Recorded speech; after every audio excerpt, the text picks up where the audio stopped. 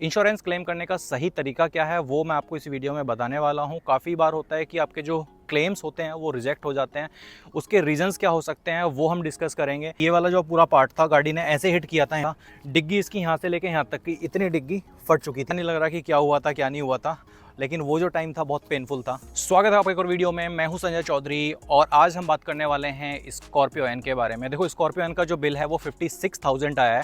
अब ये 56,000 क्यों आया है वो मैं आपको बता देता हूं कि लास्ट वीडियो में आपने देखा होगा मेरे चैनल पे कि गाड़ी का एक्सीडेंट हो गया था। इसको मैं क्लेम के लिए दे के आया था महिंद्रा के सर्विस सेंटर पर, जहाँ पर गाड़ी अप्रॉक्सीमेटली 2 वीक के आसपास रही थी। उसके बाद मुझे वापस गाड़ी मिली है। तो इस वीडियो में मैं कवर करने वाला हूँ कि कितना मेरा खर्चा हुआ, मुझे अपनी पॉकेट से कितना पे करना पड़ा।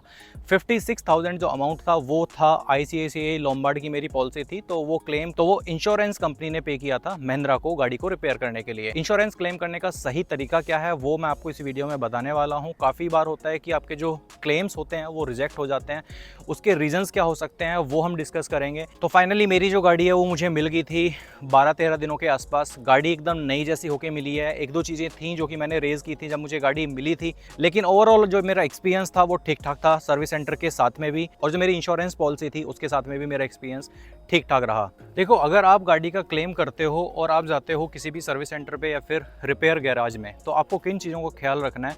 सबसे पहले जो आपकी गाड़ी की पूरी स्टोरी है कि आपकी गाड़ी का एक्सीडेंट कैसे हुआ है वो आपको बहुत क्लियर होना चाहिए। एक बार बताओ या 10 बार बताओ, सेम चीज़ रहनी चाहिए।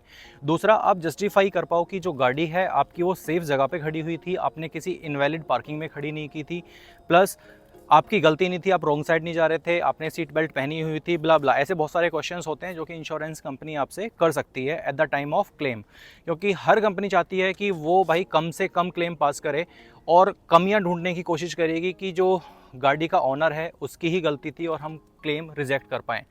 तो जब आप अपनी स्टोरी बनाते हो, आप अपनी स्टोरी फिल करते हो किसी भी ब्रोकर के साथ में या फिर किसी भी गैरेज के साथ में या फिर सर्विस सेंटर के साथ में, तो आपको ये पता होना चाहिए कि मेरी जो गाड़ी का एक्सीडेंट हुआ था उसमें मेरी गलती नहीं थी, सामने वाले की गलती थी। और हो सकता है तो आप उसकी वीडियो या कोई फ़ोटो या फिर कोई ऐसा प्रूफ जो कि आप जस्टिफाई कर पाओ कि आपकी गाड़ी की गलती नहीं थी, आप सभी जो ट्रैफिक रूल्स हैं उनको फॉलो कर रहे थे। अब बात करते हैं कि आपको पॉलिसी कौन सी लेनी चाहिए। देखिए, मेरी जो गाड़ी थी ये लास्ट ईयर ही मैंने ली थी, तो नई गाड़ी थी, तो बाय डिफ़ॉल्ट इसका मैंने 0 डेप्थ लिया था, प्लस मैंने RTI लिया हुआ था और कंज्यूमेबल भी लिया हुआ था। तो मैं आपको बताऊंगा कि भाई अगर आप कोई भी इंश्योरेंस रिन्यू करा रहे हो या फिर नई गाड़ी ले रहे हो तो इन 3 चीज़ों का बहुत ख्याल रखना। एक, आपको राइट टू इनवॉइस लेना है जो कि इनवॉइस कवर भी बोलते हैं। सेकेंडली, आपको 0 डेप्थ लेना है।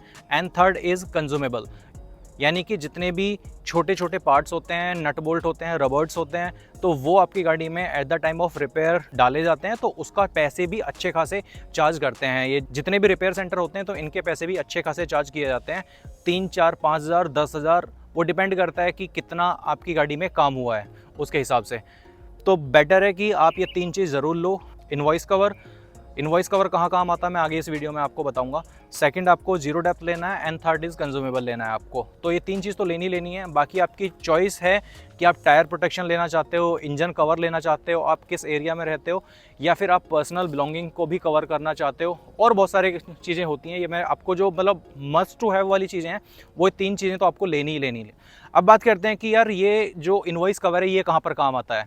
तो देखो, इनवॉइस कवर जब गाड़ी फुल डैमेज हो जाती है या चोरी हो जाती है या फिर आग लग जाती है, कोई भी ऐसा रीज़न जिससे कि फुल डैमेज हो जाती है गाड़ी, तो उस टाइम पे आपको इनवॉइस कवर काम आता है। यानी कि जो आपका इनवॉइस थी उस अमाउंट को आप क्लेम कर सकते हो और वो अमाउंट आपको मिल जाएगा। अब मैं जल्दी से आपको ना इसके स्टेप्स भी क्लियर कर देता हूँ कि इसको आप कैसे क्लेम कर सकते हो। जब आपकी गाड़ी लग जाती है, आपके पास में प्रूफ्स हैं, आपके पास में स्टोरी है। प्रूफ्स ऐसा नहीं है कि होना ही ज़रूरी है, नहीं भी है तो भी चलेगा, लेकिन आपके पास स्टोरी होनी चाहिए जो कि आप जस्टिफाई कर पाओ कि यस, मैं जो क्लेम रेज कर रहा हूँ वो इस रीज़न की वजह से मेरी गाड़ी में डैमेज हुआ है। तो आपको क्या करना है, सबसे पहले अपने इंश्योरेंस कंपनी को आपको कॉल करके बताना है, को सर्विस सेंटर जाना है। आप एक इसकी एस्टिमेट वैल्यू बनवा सकते हैं कि जो मेरी गाड़ी का डैमेज हुआ है कि उसमें कितना खर्चा आने वाला है। फिर उसके बाद में आप बता सकते हो कि ये मेरा इंश्योरेंस पॉलिसी है और मुझे ये क्लेम लेना है। तो वो आपकी हेल्प करेगा। वहाँ से इंश्योरेंस कंपनी को वो कांटेक्ट करेंगे। ऑलरेडी उनके बहुत सारे टाइप्स होते हैं, सभी इंश्योरेंस कंपनीज के साथ में ऑलमोस्ट टाइप्स होते हैं। वो इंश्योरेंस कंपनी को अपने आप कांटेक्ट करेंगे, सर्वेयर को बुलाएंगे वहाँ पर। तो नेक्स्ट स्टेप होगा कि आपके पास में सर्वेयर आएगा। हो सकता है कि आपको कॉल करे और ना भी करे, तो डिपेंड करता है कि आपका जो रिपेयर सेंटर है वो कैसा है और उसकी डीलिंग कैसी है इंश्योरेंस कंपनी के साथ में। तो हो सकता है कि वो आपको बुलाए और पूछे कि कैसे हुआ था, और या फिर आपने जो फॉर्म फिल किया है उसमें बहुत ज़्यादा स्टोरी जो है आपकी वो क्लियर नहीं है, वहाँ पे क्वेश्चंस बन रहे हैं, तो हो सकता है कि आपको बुलाएं वापस से पूछने के लिए कि क्या हुआ था। उसके बाद में जो क्लेम है वो प्रोसेस हो जाता है और आपके पास में ईमेल और टेक्स्ट वो चीज़ें आ जाती हैं, डिटेल्स आपकी कि आपका जो क्लेम है वो हमें रिसीव हो चुका है एंड अंडर प्रोसेस है। तो मेरे केस में जो हुआ था, मेरा सेम डे क्लेम रेज हो गया था और नेक्स्ट डे इसका अप्रूवल आ गया था। सेंट्रल टीम से मेरे पास में कॉल आ गया था कि आपका क्लेम रिसीव हुआ है और वहाँ से उन्होंने अप्रूव भी कर दिया था। सेकंड जो मेरा फिज़िकल सर्वे करने के लिए आया था बंदा, उसने भी सेम डे अप्रूव कर दिया था। और जो गाड़ी में चेंजेस हुए थे वो डिग्गी हुआ था, डिग्गी, बम्पर, टेल लाइट एंड कुछ और छोटी मोटी चीज़ें थी वो चेंज हुई थी। तो मेरी गाड़ी में जो टाइम लगा था एज़ पर सर्विस सेंटर, उनके पास में डिग्गी अवेलेबल नहीं थी, तो वो पुणे से उनको ऑर्डर करनी थी और वो पुणे से ऑर्डर होकर यहाँ पे आई थी, तो इसलिए इतना ज़्यादा टाइम लग गया था। अब मैं आपको दिखाता हूँ कि गाड़ी एकदम पीछे से भाई नई की नई हो चुकी है। तो गाड़ी हो चुकी है एकदम रिपेयर। अगर आपको मैं बताऊँ क्या डैमेज था, तो ये वाला जो पूरा पार्ट था, गाड़ी ने ऐसे हिट किया था यहाँ से, तो ये जो पार्ट था पूरा फट गया था। डिग्गी इसकी यहाँ से लेके यहाँ तक की इतनी डिग्गी फट चुकी थी। और ये जो पार्ट है, अगर आप बम्पर देख रहे हो तो ये भी टूट चुका था, ये भी फट गया था। तो ऑलमोस्ट ये सारी की सारी चीज़ें वापस से नई करी हैं। ये नई है, ये भी नया है and this is also new and ये भी रिप्लेस हुआ है क्योंकि इसकी टेल लाइट भी जा चुकी थी। हालांकि पता नहीं लग रहा कि क्या हुआ था क्या नहीं हुआ था, लेकिन वो जो टाइम था बहुत पेनफुल था। सच बता रहा हूँ मैं, बहुत दुख होता है जब नई गाड़ी आपकी लग जाती है, ठुक जाती है, वापस नहीं हो जाती है, आपको क्लेम मिल जाता है, लेकिन जो आपका मेंटल पीस है ना वो चला जाता है कुछ टाइम के लिए कि यार नई गाड़ी थी, नहीं होना चाहिए था, मैं अगर वहाँ पे ऐसे ना खड़ी करता गाड़ी, ऐसे वहाँ पे ना जाता, थोड़ा लेट हो जाता, तो शायद बच जाता वो मोमेंट। बट ठीक है, जो होना होता है वो हो जाता है भाई। तो जो बिल बना है वो 56,000 का बना है और 56,000 से जो मुझे पे करना पड़ा है वो पे करना पड़ा है भाई 3,500। हाँ, 3,500 रुपये पे करना पड़ा है। अदरवाइज़ मुझे 56,000 रुपये पे करना पड़ता अगर मेरे पास में इंश्योरेंस नहीं होता। तो 3,500 रुपये जो थे फाइल चार्जेस के थे, उससे अलग कुछ और चार्जेस नहीं थे, फाइल चार्ज प्लस GST। ना मुझे कोई कंज्यूमेबल पे करना पड़ा किसी रबड़ का, नट बोल्ट का या फिर किसी भी चीज़ का, और ना कोई अलग से कोई एक्सपेंस था।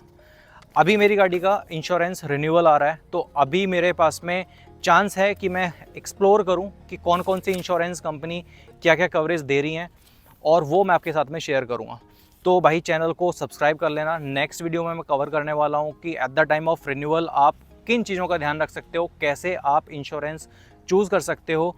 और उस वीडियो के बनाने से पहले अगर आपके कुछ क्वेश्चंस हैं देखने से पहले मतलब, तो इस वीडियो के कमेंट सेक्शन में मुझे बता देना कि आप क्या जानना चाहते हो कि 5 साल के बाद वाली गाड़ियों में ये चीज़ें हो सकती है कि नहीं हो सकती, ये पहले हो सकती है कि नहीं हो सकती, IDV कैसे सेलेक्ट करें आप, या फिर आप इनवॉइस कवर किन गाड़ियों के ले सकते हो। तो ऐसे बहुत सारे क्वेश्चंस आपके हो सकते हैं। तो मिलता हूँ नेक्स्ट वीडियो में बहुत सारी इन्फॉर्मेशन लेके इंश्योरेंस के बारे में। चैनल को सब्सक्राइब कर लेना और शेयर कर देना उन लोगों के साथ में जो इंश्योरेंस रिन्यू करना चाहते हैं या फिर नई गाड़ी लेने का प्लान बना रहे हैं। जय हिंद, जय भारत।